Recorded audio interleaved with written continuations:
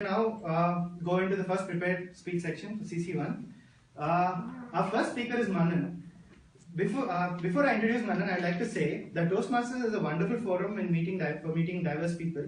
And Manan, who reminds me of, let's say, can you keep the speed of your words with the speed of your thought?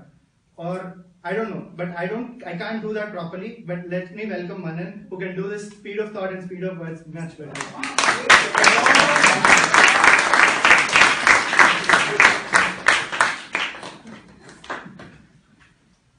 Beta, what class are you in? I'm in class 4th, uncle. Class 4th?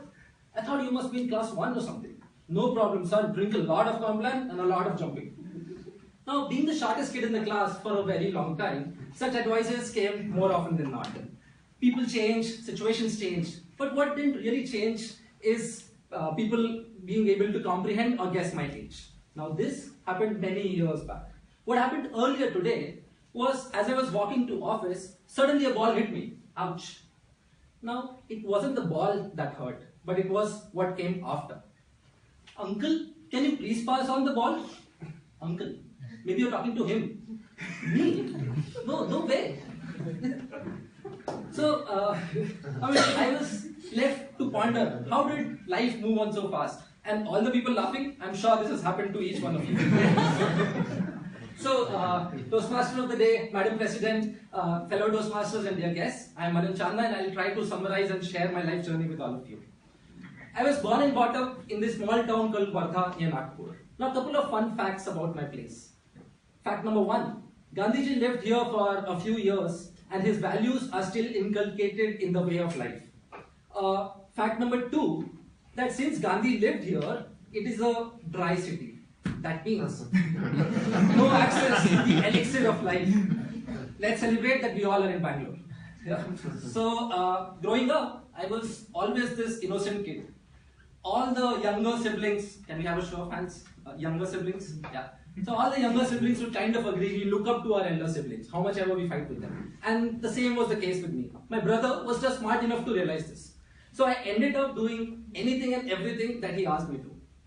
Well, it wasn't that bad after all, because I got all his share of chocolates as he used to hit them. Now, what more could a kid ask for? What more I really asked for was always sports, and especially cricket.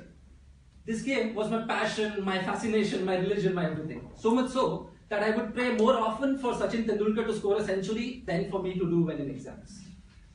Talking about exams, I knew I needed to do well in them to be allowed to watch as much cricket and play as much cricket as I did.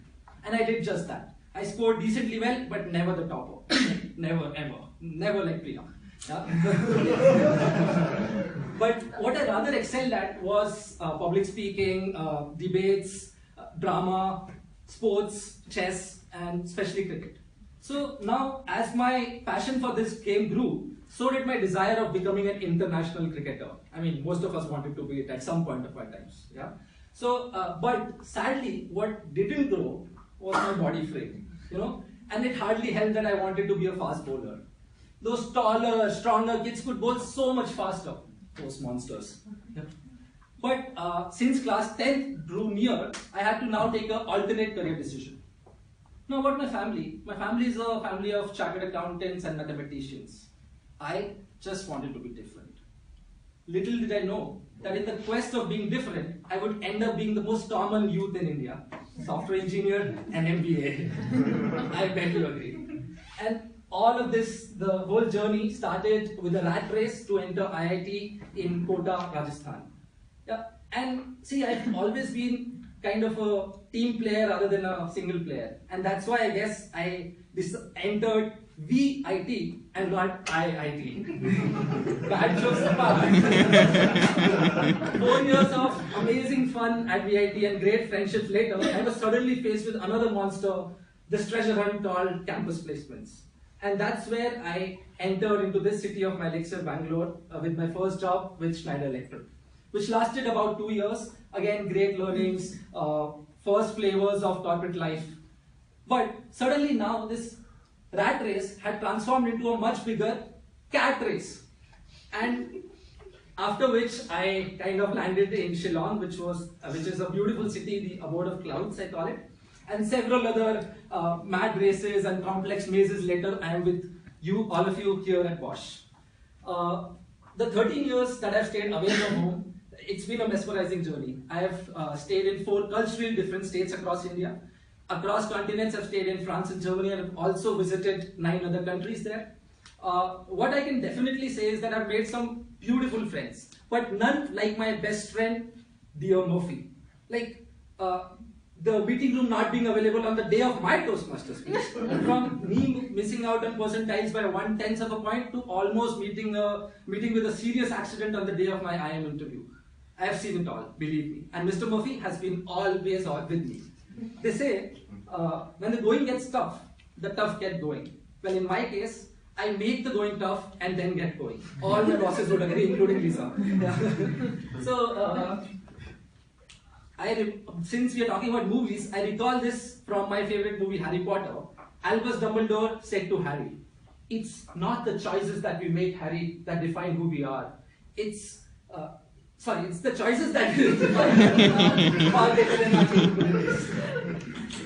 But in my case, well, the choices have always been defined by logic rather than dreams. You know, the reality of the situation and the beauty of my dreams. So, what I now believe in is that you must make a choice to take a chance, or things will never change. What this young girl today who hit me with the ball made me realize that life is moving fast, and I do not want my dreams to be left behind. And it's time to go back to them. And Toastmasters is the first step towards that journey. So, thank you for having me and making me take this first step.